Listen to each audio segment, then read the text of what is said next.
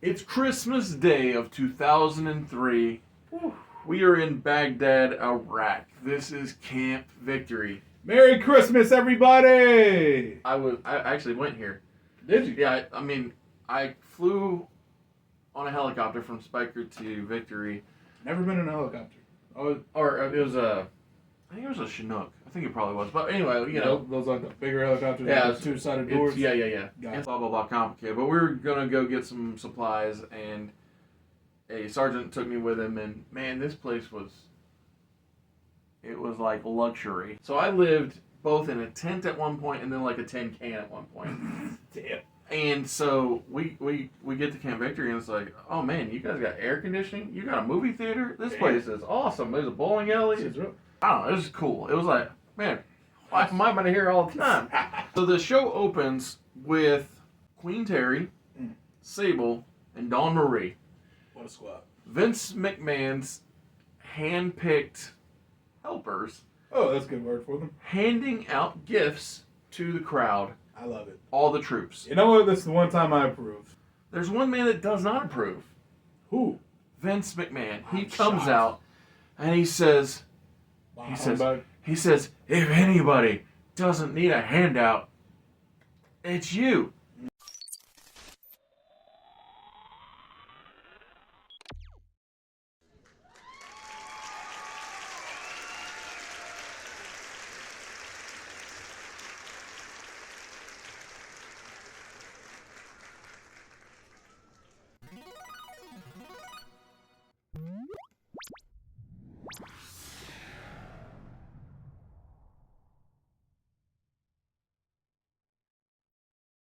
As he's telling the women to stop handing out gifts, the glass shatters and Stone Cold Steve Austin comes out on his ATV and he rides around and he picks up the bags, the Christmas present bags, throws them on the back of his ATV, and as he's on the outside, he starts throwing out the gifts. Damn, Stone Cold Santa Austin. How nice. Exactly.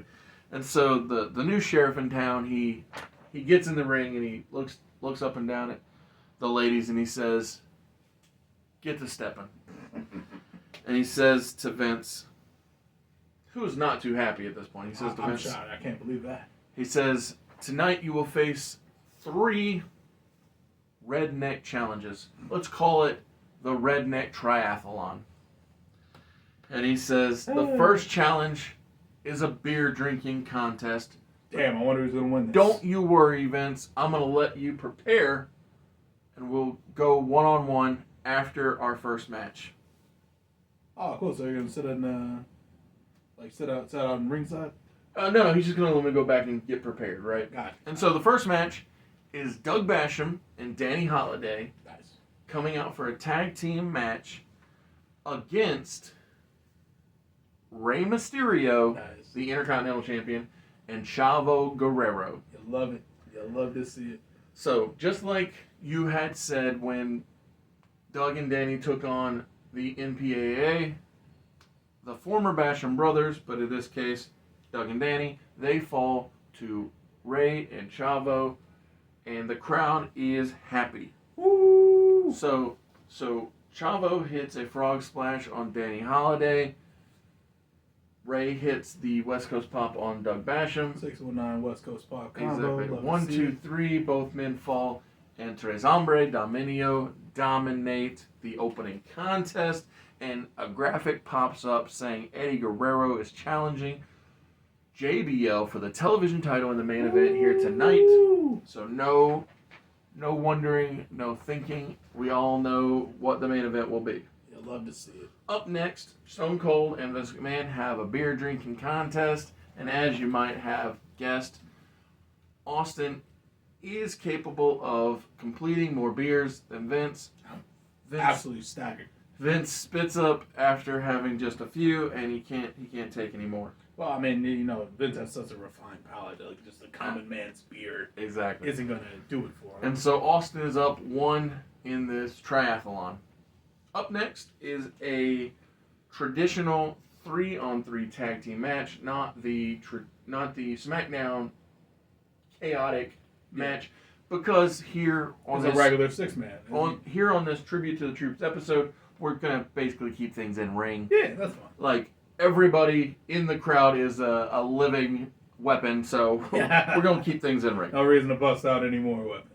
So, the absolute maven, Billy Kidman and Orlando Jordan take on the NPAA. That being Rodney Mack. A lot of comeuppance coming out. Yes, that being Rodney Mack, Farouk, and Mark Henry. Oof. Rodney Mack wins this match with his drive-by kick to Billy Kidman's head. 1, 2, 3. In the next match, or not match, in the next segment, Stone Cold and Vince McMahon are still in the back. After the beer drinking contest, they're in the backstage, and Austin says, I'm sorry, Vince, I took things too far with all that beer. But don't you worry, this will be a much easier contest. It's a belching contest. Easy. So Austin burps in Vince's face. He gets queasy once again. After he vomits, he then lets out a humongous belch, and Vince wins and is declared the winner of the second contest. And Austin says, well, the third and final contest in the triathlon will happen in the ring. It's going to be a pie-eating contest. Vince's eyes get real big and he smiles. Thank you for being here at Mr. Super Oz. This video is going out, and this channel only exists because I, Oz, founded Gamble Comics, which first release was Everlasting Survivors, a 68-page graphic novel called All Day Long. Available now. Follow the link in the description that will take you to gamblecomics.com. While there, you can get hats, shirts, posters, much, much more, but most importantly, the story itself. Next up, Spike Dudley, Zach Gallen, and a substitute partner, that being Stardust, covering for Matt Cappotelli. All right, because he got assaulted by the Towering Titans. Yep. They come out and they try to win, or not win, retain. Get the physical possession of their Team Extreme Tornado titles from A-Train, Matt Morgan, and The Big Show. And so this match, while it is technically a Team Extreme Tornado rules match, it really only happens in ring and on the ramp/staging area. Gotcha. So it's technically the match, but it doesn't really feel like the It's not as chaotic as the normal ones. Correct. And so in the match, Matt Morgan takes out both Stardust with his carbon footprint, but then he hits the elevator on Zach Gallen. Again, great ass name for a move. And Matt Morgan wins and gets the titles back for the Towering Titans. So they're now the champions again? They're now the champions again. They walk out with the titles, walk in with the titles, walk out with the titles, but this time they're actually champions once again. Gotcha. And this time, Matt Morgan wins a match he's in to win the titles, whereas the last time Game changer. He won a match he wasn't in to win the titles. I don't know, I feel like it's more impressive to win matches you're not in. Correct. And so this time it's A-Train, Matt Morgan, Big Show as the representatives of the group. John Heidenreich and Test are on the periphery in the group and not outside champions. looking in. That's really not the big takeaway from this here contest, though. So, yes, that's important. That's a title change. That's something. But post-match, Stardust is trying to assist Zach Gallen, the one-legged wrestler. He's trying to help him after that. After the match, yeah. Yeah, that elevator. But Spike Dudley seemingly has snapped. He struggled for months to get into winning ways. Finally won a title, and now that he had it, he that quickly loses it, and it has fallen out of his grasp. So while Stardust is helping Zach Gallen up, Spike Dudley sets up a table on the outside. Spike jumps Dustin from behind. Yeah. Puts him, or not, yeah, he acid drop. Yes, through the table, and This is Dustin Rhodes' last appearance in Alpha Entertainment Worldwide until October the 26th of 2008. Dustin is gone after his rebrand to Stardust, and Spike Dudley is now heel. Zach Gowen and Matt Capitelli are not doing too well. Yeah. It is now time for the semi-main event in this Christmas episode, tribute to the troops. Vince McMahon comes out with his favorite employees, Terry, Dawn Marie, and Sable, and he says to Steve Austin, "Ha ha ha, you can pick whoever you want. I'm ready for the pie eating contest." And Austin says, "Well, I appreciate that, Vince. I really do. You're very thoughtful. Real stand-up guy." So, I have picked who you will have to go one-on-one with for this pie eating contest, and out comes the Fabulous Moolah and Mae Young. Attitude Era Classic. And so Vince jaw hits the floor. He's not happy. Austin, all smiles, kicks Vince in the gut, hits a stunner. Yep. Vince stumbles back, falls into the corner. Moolah does a stink face to Vince, while Mae Young hits a Bronco Buster. Yeah, Mae Young has always been a better wrestler. And Austin grabs the mic and says, "Can you guys believe it? Vince McMahon has won the Redneck Triathlon. I'm blown away. Can't believe it. Who would have guessed?" I guess McMahon stays in power on SmackDown." And he laughs, and he asks for the fans to throw him a couple of beers. He busts them open, drinks them.